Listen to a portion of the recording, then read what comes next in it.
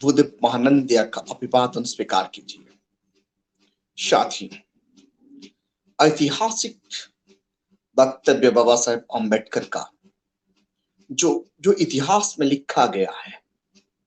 जब बाबा साहेब अम्बेडकर का इतिहास के बारे में हम जानने के लिए कोशिश करते हैं, ये पता चलता है बाबा साहेब अम्बेडकर क्यों और किस परिस्थिति में कांग्रेस का कैबिनेट में योगदान दिया। क्या ये बाबा साहेब अम्बेडकर का मजबूरी था या देश का मजबूरी था? हाँ जी, ये देश का मजबूरी था। बाबा साहेब अम्बेडकर को कैबिनेट में लेना, इंटर्म गवर्नमेंट का कैबिनेट में लेना, भारत सरकार का कैबिनेट में लेना, या पंडित जवाहरलाल नेहरू जी का कैबिनेट में लेना, उस वक्त का गवर्नमेंट का मजबूरी था और देश का भी मजबूरी था, क्योंकि उस वक्त देश को चलना नहीं आता था। देश को कैसे चलाना, कॉन्स्टिट्यूशनल प्रोसेस को कैसे आगे बढ़ाना, डेमोक्रेसी को सही पटरी पर कैसे दिशा निर्देश देना, ये भारत का बड़े बड़े धुरंधर का बस की बात नहीं था। इसीलिए बाबा साहेब अम्बेडकर को कांग्रेस कैबिनेट में शामिल किया गया था। बाबा साहेब अम्बेडकर उनका वॉल्यूम 17 पार्ट 3 पेज 391 पैराग्राफ 2 में लिखते हैं, it is true, I have been an opponent of Congress entire life.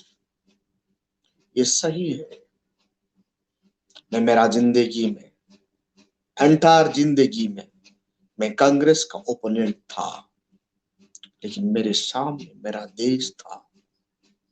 मेरा देश को चलाना, मेरा देश को बचाना, ये देश को बर्बादी से रोकना एक सिटीजन का जिम्मेदारी था। बाबा साहेब अम्बेडकर देश को बचाने के लिए, ये देश में रहने वाले 85% पॉपुलेशन का हित को देखते हुए,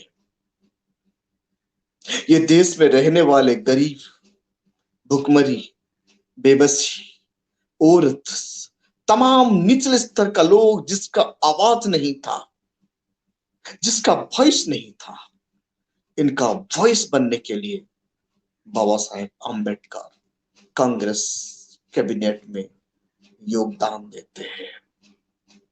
बाबा Saheb Ambedkar page 392 paragraph 2 volume 17 में लिखते हैं, out to be the spirits of cooperation where we can gain something by cooperation। यहां लिखते हैं बाबा Saheb Ambedkar, spirit of cooperation से हमें बहुत कुछ फायदा मिलता है देश हित के लिए। बाबा साहेब कहते ही मेरा जिंदगी भर कांग्रेस मेरा सबसे बड़ा ओपोनेंट था, फिर भी मैंने स्पिरिट ऑफ कोऑपरेशन दिखाया। क्यों दिखाया?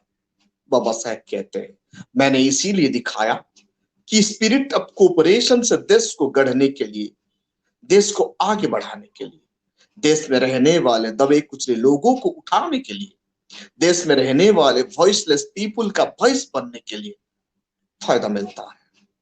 मैं जानता था, बाबा साहब कहते हैं, मैं जानता था भारत को आजाद करने के बाद भारत को डेमोक्रेसी का रूपरेख में चलाना किसी का बस की बात नहीं था, और इस डेमोक्रेसी में मजबूती का साथ डेमोक्रेसी को आगे बढ़ाने के लिए एक विद्वान का जरूरत था, जो विद्वान थे डॉक्टर बाबा साहेब अम्बेडकर। इसीलिए the spirit of the cooperation Baba Saheb यहां लिखते हैं, we can gain something by cooperation. I therefore decided to cooperate, and by cooperation we get some safeguard in the constitution which we might not otherwise have got and gave said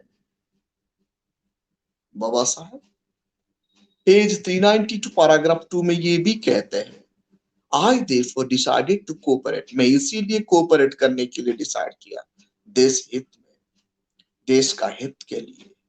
और इस देश में रहने वाले दबे कुचले लोगों का कॉन्स्टिट्यूशनल सेफगार्ड दिलाने के लिए, संवैधानिक सुरक्षा दिलाने के लिए आज जो लोग हैं, आज भारत वर्ष में जितने भी दबे कुचले लोग हैं, schedule caste, schedule tribe, OBC, minority, backward, economic backward और औरत, सदियों से जिन्हें सताया जा रहा था, सदियों से जिन्हें जिंदगी जीने के लिए मजबूर किया गया था, इन लोगों का कॉन्स्टिट्यूशनल सेफगार्ड के लिए मैं मेरा जिंदगी का सबसे बड़ा ओपोनेंट कांग्रेस का साथ, कांग्रेस का कैबिनेट में इसीलिए शामिल हुआ। ये बात डॉक्टर बाबा साहेब आम्बेडकर बताते हैं, जो कि उनका लिख वॉल्यूम 17 पार्ट 3 में लिखा जाता है और पेज नंबर 392 पैराग्राफ 2 में ये मिलता है। साथी, बाबा साहेब कितना महान थे। बाबा साहेब जानते थे ये देश को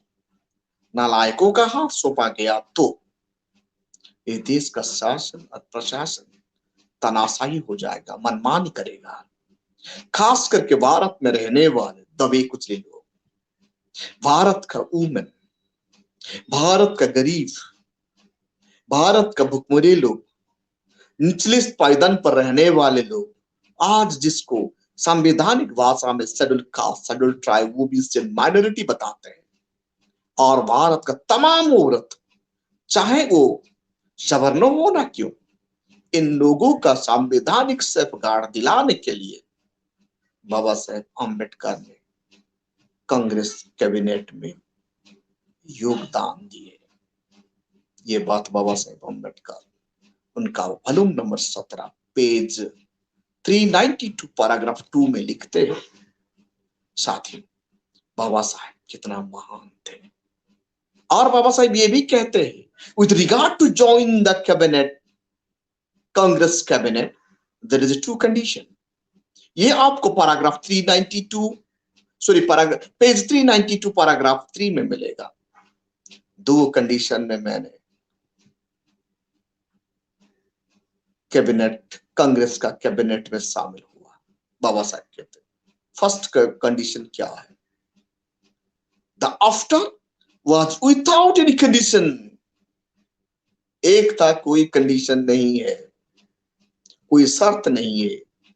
और डॉक्टर आम्बेडकर कहते हैं मेरा कोई शर्त और कोई स्वार्थ ही नहीं है, सत्ता लाभ के लिए नहीं, रुतबा लाभ के लिए नहीं, ताकत प्राप्त करने के लिए मैंने कैबिनेट में नहीं शामिल हुआ था।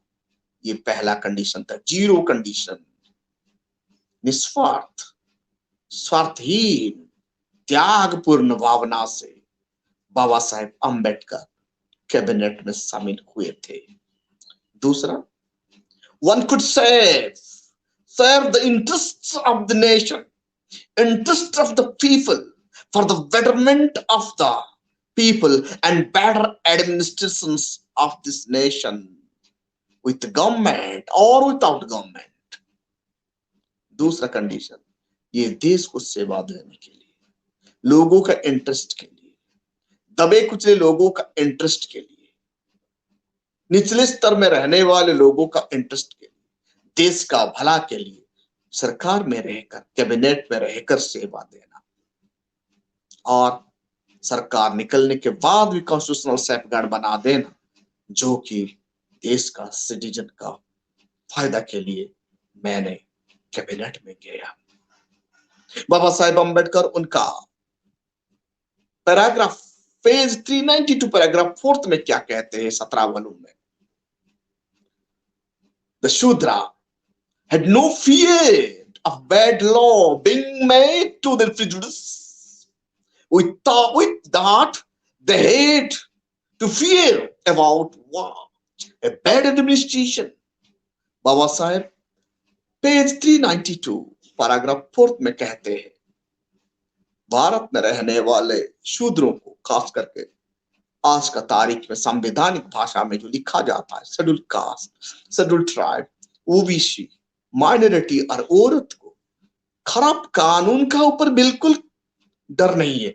डर ये है खराब एडमिनिस्ट्रेशन, डर ये है एक खराब एडमिनिस्ट्रेशन।